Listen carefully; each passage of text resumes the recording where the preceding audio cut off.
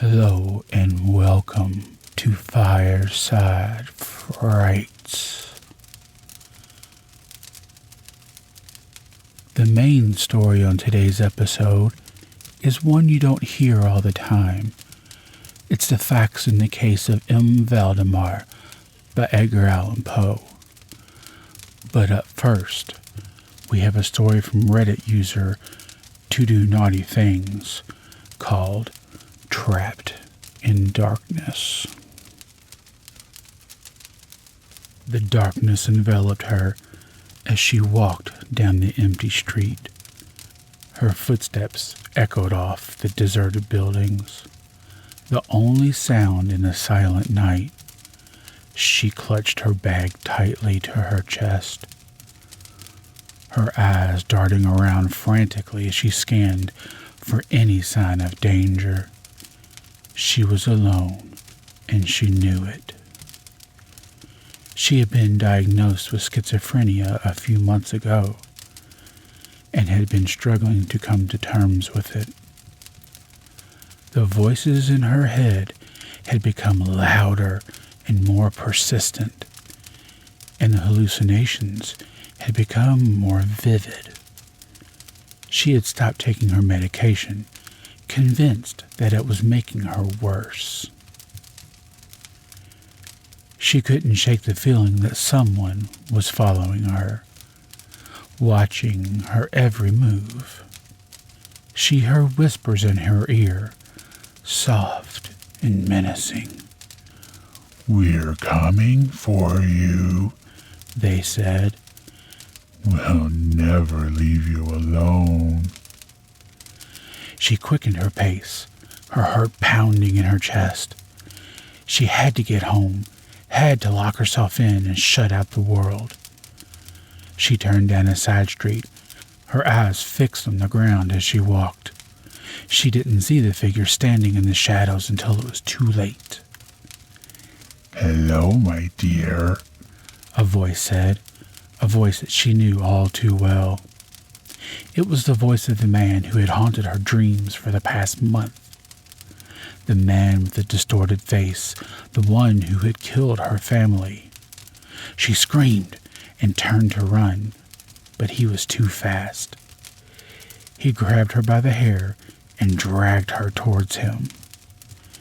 "You can't escape me," he said, his breath hot in her face. "I am always with you, always watching you." She tried to fight him off, but he was too strong. He pulled her closer, his twisted face inches from hers. She could feel his breath on her skin, could smell the rotting flesh on his breath. She closed her eyes, waiting for the inevitable. But then she woke up, drenched in sweat, her heart pounding in her chest. It had all been a nightmare, a terrifying hallucination. But she knew that it was only a matter of time before the man returned, before he took her away and killed her, just like he had killed her family. She had to get help, had to find a way to stop the hallucinations and silence the voices in her head. But she was too scared to leave her house, too scared to face the world. She was trapped, a prisoner of her own mind. Days turned into weeks, and weeks turned into months. She stopped leaving her house, stopped communicating with the outside world. She was lost in her own mind, a world of darkness and fear. The man returned night after night, tormenting her with his twisted face and his menacing words. She couldn't escape him, couldn't shut him out. He was a part of her, a part of her schizophrenia.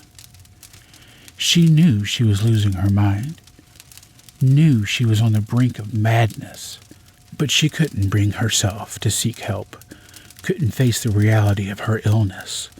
She was trapped, a prisoner of her own mind. And so she stayed in her house, the darkness and the fear her only companions. She knew that she was slowly dying, that the man was going to kill her just like he had killed her family. But she couldn't bring herself to care. She was already dead, already lost in her world of schizophrenia. The darkness and the fear were all she knew, all she would ever know.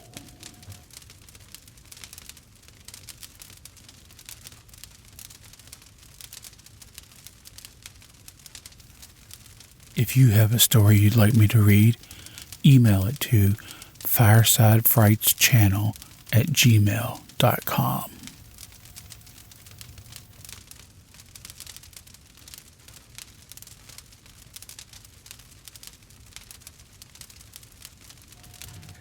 Now it's time for our main story. The Facts in the Case of M. Valdemar by Edgar Allan Poe, published in 1845.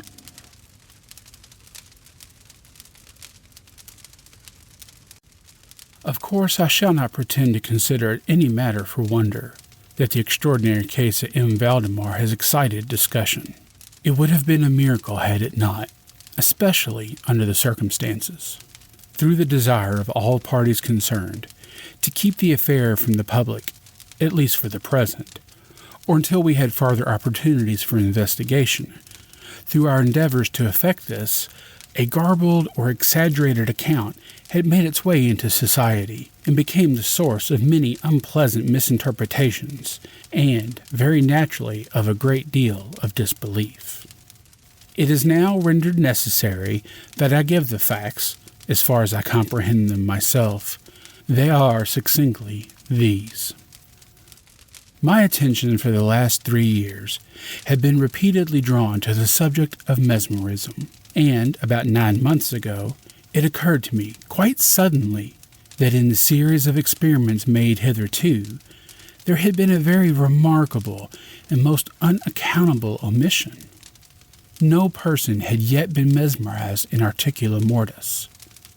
It remained to be seen, first, whether, in such condition, there existed in the patient any susceptibility to the magnetic influence.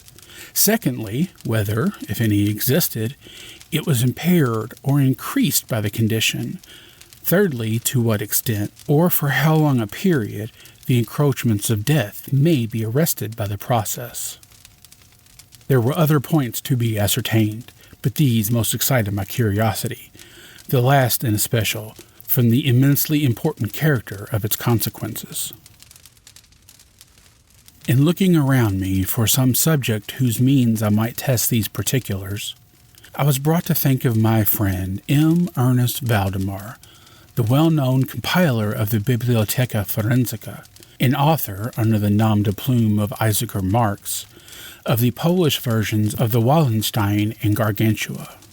M. Valdemar, who had resided principally at Harlem, New York, since the year 1839, is, or was, particularly noticeable for the extreme spareness of his person. His lower limbs much resemble those of John Randolph, and also for the witnesses of his whiskers, in violent contrast to the blackness of his hair, the latter, in consequence, being very generally mistaken for a wig. His temperament was markedly nervous, and rendered him a good subject for mesmeric experiment. On 2 or 3 occasions I had put him to sleep with little difficulty, but was disappointed in other results in which his particular constitution had naturally led me to anticipate. His will was at no period positively or thoroughly under my control, and in regard to clairvoyance, I could accomplish with him nothing to be relied upon. I had always attributed my failure at these points to the disordered state of his health. For some months previous to my becoming acquainted with him, his physicians had declared him in a confirmed phthisis. It was his custom, indeed, to speak calmly of his approaching dissolution, as a matter of neither to be avoided nor regretted. When the ideas of which I had alluded first occurred to me, it was of course very natural that I should think of M. Valdemar. I knew the steady philosophy of the man too well to apprehend any scruples from him, and he had no relatives in America who would be likely to interfere. I spoke to him frankly upon the subject, and to my surprise, his interest seemed vividly excited. I say to my surprise, for although he had always yielded his person freely to my experiments, he had never before given me any tokens of sympathy with what I did. His disease was of that character which would admit of exact calculation and respect to the epoch of his termination in death, and it was finally arranged between us that he would send for me about 24 hours before the period announced by the physicians as that of his decease. It is now rather more than 7 months since I have received from M. Valdemar himself the subjoined note. My dear P., you may as well come now. D and F are agreed that I cannot hold out beyond tomorrow midnight, and I think they have hit the time very nearly. Valdemar. I received this note within a half an hour after it was written, and in 15 minutes more I was at the dying man's chamber. I had not seen him for 10 days, and was appalled by the fearful alteration which the brief interval had wrought in him. His face wore a leaden hue, the eyes were utterly lustreless, and the emaciation was so extreme that the skin had broken through by the cheekbones. His expectoration was excessive. The pulse was barely perceptible. He retained, nevertheless, in very remarkable manner, both his mental power and certain degree of physical strength. He spoke with distinctness, took some palliative medicines without aid, and when I entered the room, was occupied in penciling memoranda in a pocketbook. He was propped up in the bed by pillows. Doctors D and F were in attendance. After pressing Valdemar's hand, I took these gentlemen aside and obtained from them a minute account of the patient's condition.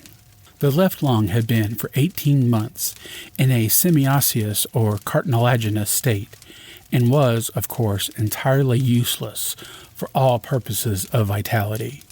The right, in its upper portion, was also partially, if not thoroughly, ossified, while the lower region was merely a mass of purulent tubercles, running one into another. Several extensive perforations existed, and, at one point, permanent adhesion to the ribs had taken place. These appearances in the right lobe were of comparatively recent date. The ossification had proceeded with very unusual rapidity. No signs of it had discovered a month before, and the adhesion had only been observed during the 3 previous days. Independently of the phthisis, the patient was suspected of an aneurysm of the aorta, but on this point the osseous symptoms rendered an exact diagnosis impossible. It was the opinion of both physicians that M. Valdemar would die about midnight on the morrow, Sunday. It was then 7 o'clock on Saturday evening. On quitting the invalid's bedside to hold conversation with myself, Doctors D and F had bidden him a final farewell. It had not been their intention to return, but, at my request, they agreed to look upon the patient about 10 the next night. When they had gone, I spoke freely with M. Valdemar on the subject of his approaching dissolution, as well as, more particularly, on the experiment proposed. He still professed himself quite willing and even anxious to have it made, and urged me to commence it at once. A male and a female nurse were in attendance, but I did not feel myself altogether at liberty to engage in a task of this character with no more reliable witnesses than these people, in case a sudden accident might prove. I therefore postponed operations until about 8 the next night, when the arrival of a medical student, with whom I had some acquaintance, Mr. Theodore L., relieved me from farther embarrassment. It had been my design originally to wait for the physicians, but I was induced to proceed first by the urgent entreaties of M. Valdemar, and secondly, by my conviction that I had not a moment to lose, as he was evidently sinking fast. Mr. L. was so kind as to exceed my desires that he would take notes of all that occurred, and it is from his memoranda that what I now have to relate is, for the most part, either condensed or copied verbatim. It wanted about 5 minutes of 8 when, taking the patient's hand, I begged him to state as distinctly as he could to Mr. L. whether he, M. Valdemar, was entirely willing that I should make the experiment of mesmerizing him in his then condition. He replied feebly, yet quite audibly, "Yes, I wish to be mesmerized," adding immediately afterwards, "I fear you have deferred it too long."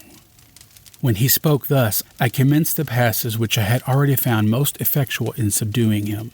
He was evidently influenced with the first lateral stroke of my hand across his forehead, but although I exerted all my powers, no further perceptible effect was induced until some minutes after 10 o'clock, when Doctors D and F called, according to appointment. I explained to them in a few words what I designed, and as they opposed no objection, saying that the patient was already in the death agony, I proceeded without hesitation, exchanging, however, the lateral passes for downward ones, and directing my gaze entirely into the right eye of the sufferer. By this time, his pulse was imperceptible, and his breathing was stertorous and at intervals of half of a minute. This condition was nearly unaltered for a quarter of an hour. At the expiration of the period, however, a natural, although very deep sigh escaped the bosom of the dying man, and the stertorous breathing ceased.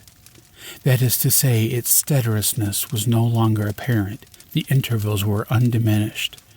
The patient's extremities were of an icy coldness. At 5 minutes before 11, I perceived unequivocal signs of the mesmeric influence. The glassy roll of the eye was changed for that expression of uneasy inward examination, which is never seen except in a case of sleep-waking, and which is quite impossible to mistake. With a few rapid lateral passes, I made the lids quiver as in incipient sleep, and with a few more I closed them altogether. I was not satisfied, however, with this, but continued the manipulations vigorously and with the fullest exertion of the will until I had completely stiffened the limbs of the slumberer. After placing them in a seemingly easy position, the legs were at full length, the arms were nearly so, and reposed on the bed at a moderate distance from the loins. The head was very slightly elevated. When I had accomplished this, it was fully midnight, and I requested the gentlemen present examine M. Valdemar's condition. After a few experiments, they admitted him to be in an unusually perfect state of mesmeric trance. The curiosity of both physicians was greatly excited. Dr. D resolved at once to remain with the patient all night, while Dr. F took leave with a promise to return at daybreak. Dr. L and the nurses remained. We left M. Valdemar entirely undisturbed until about 3 o'clock in the morning, when I approached him and found him precisely the same condition as when Dr. F went away. That is to say, he lay in the same position. The pulse was imperceptible. The breathing was gentle, scarcely noticeable, unless through the application of a mirror to the lips. The eyes were closed naturally, and the limbs were as rigid and cold as marble. Still, the general appearance was certainly not that of death. As I approached M. Valdemar, I made kind of a half effort to influence his right arm into pursuit of my own, as I passed the lateral gently to and fro above his person. In such experiments with this patient, I had never perfectly succeeded before, and assuredly I had little thought of succeeding now. But to my astonishment, his arm very readily, although feebly, followed every direction I assigned it with mine. I determined to hazard a few words of conversation. "M. Valdemar," I said, "are you asleep?" He made no answer, but I perceived a tremor about the lips, and was thus induced to repeat the question again and again. At its third repetition, his whole frame was agitated by a very slight shivering. The eyelids unclosed themselves so far as to display a white line of the ball. The lips moved sluggishly, and from between them, in a barely audible whisper, issued the words, "Yes, asleep now. Do not wake me. Let me die so." I here felt the limbs and found them as rigid as ever. The right arm, as before, obeyed the direction of my hand. I questioned the sleepwaker again. "Do you still feel pain in the breast, Mr. Valdemar?" The answer now was immediate, but even less audible than before. "No pain. I am dying." I did not think it advisable to disturb him any further just then, and nothing more was said or done until the arrival of Dr. F., who came at a little before sunrise and expressed unbounded astonishment at finding the patient still alive. After feeling the pulse and applying a mirror to the lips, he requested me to speak to the sleepwaker again. I did so, saying, "Monsieur Valdemar, do you still sleep?" As before, some minutes elapsed ere a reply was made, and during the interval, the dying man seemed to be collecting his energies to speak. At my fourth repetition of the question, he said very faintly, almost inaudibly, "Yes, still asleep, dying."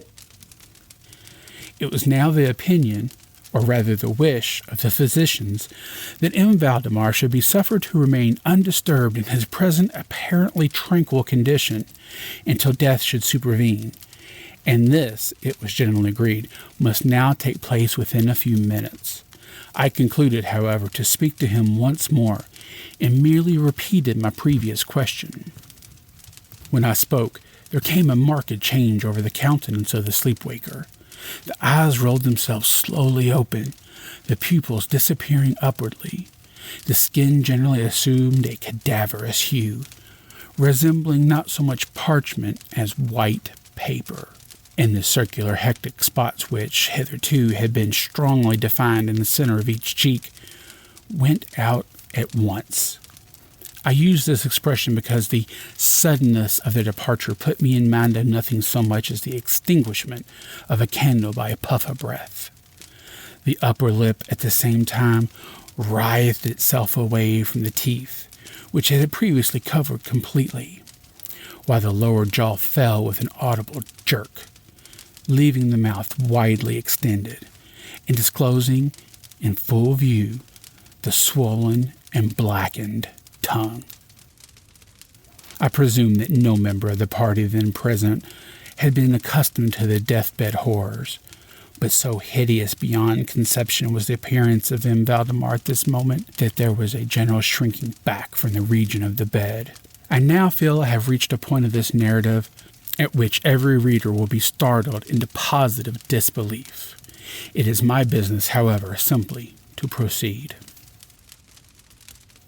There was no longer the faintest sign of vitality in M. Valdemar, and concluding him to be dead, we were consigning him to the charge of the nurses, when a strong vibratory motion was observable in the tongue. This continued for perhaps a minute. At the expiration of this period, there issued from the distended and motionless jaws a voice, such as it would be madness for me to attempt describing. There are, indeed, 2 or 3 epithets which might be considered as applicable to it in part. I might say, for example, that the sound was harsh and broken and hollow, but the hideous whole is indescribable, for the simple reason that no similar sounds have ever jarred upon the ear of humanity.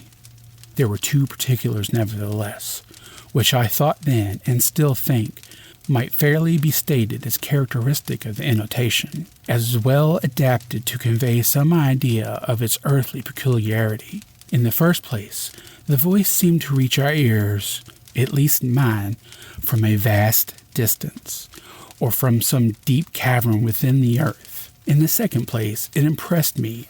I fear indeed that it will be impossible to make myself comprehended.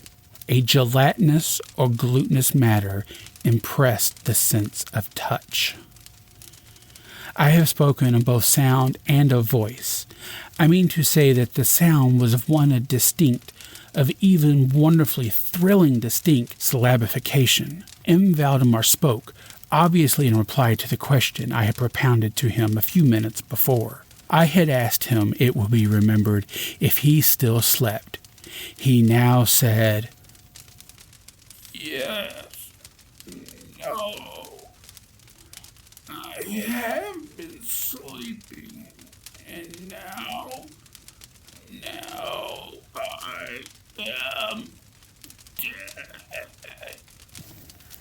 No person present even affected to deny or attempt to repress the utterable, shuddering horror which these few words thus uttered were so well calculated to convey.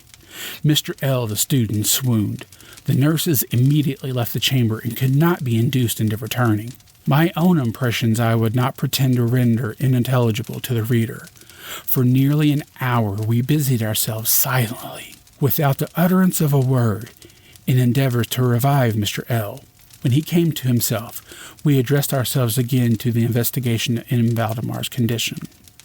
It remained in all respects as I have last described it, with the exception that the mirror no longer afforded evidence of respiration. The attempt to draw blood from the arm failed. I should mention, too, that this limb was no farther subject to my will. I endeavored in vain to make it follow the direction of my hand. The only real indication, indeed, of the mesmeric influence was now found in the vibratory movement of the tongue whenever I addressed M. Valdemar a question. He seemed to be making an effort to reply, but had no longer sufficient volition. To queries put to him by any other person than myself, he seemed utterly insensible. Although I have endeavored to place each member of the company in mesmeric rapport with him, I believe that I have now related all that is necessary to an understanding of the sleepwaker's state at this epoch. Other nurses were procured at 10 o'clock. I left the house in company with the two physicians and Mr. L. In the afternoon we called again to see the patient. His condition remained precisely the same. We had now some discussion as to the propriety and feasibility of waking him, but we had little difficulty in agreeing that no good purpose would be served by doing so. It was evident that, so far, death, or what is usually termed death, had been arrested by the mesmeric process. It seems clear to us that to awaken M. Valdemar would be merely to ensure his instant, or at least his speedy, dissolution. From this period until the close of last week, in an interval of nearly 7 months, we continued to make daily calls at M. Valdemar's house, accompanied now and then by medical and other friends. At this time, the sleepwaker remained exactly as I have last described him. The nurse's attentions were continual. It was Friday last that we finally resolved to make the experiment of waking or attempting to awaken him, and it is the perhaps unfortunate result of this latter experiment which has given rise to so much discussion in private circles, to so much of what I cannot help thinking was unwarranted popular feeling. For the purpose of relieving M. Valdemar from the mesmeric trance, I made use of the customary passes. These for a time were unsuccessful. The first indication of revival was afforded by a partial descent of the iris.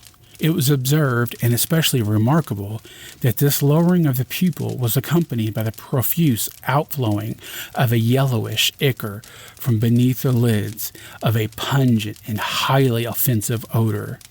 It was now suggested that I should attempt to influence the patient's arm, as heretofore I made the attempt and failed.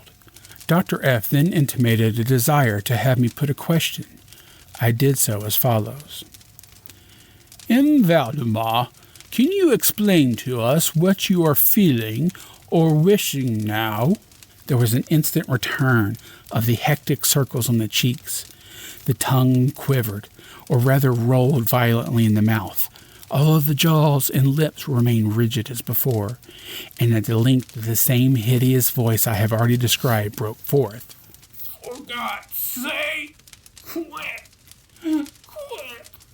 put me to sleep, or quick, waken me, quick, I say to you that I am dead. I was thoroughly unnerved, and for an instant remained undecided as to what to do.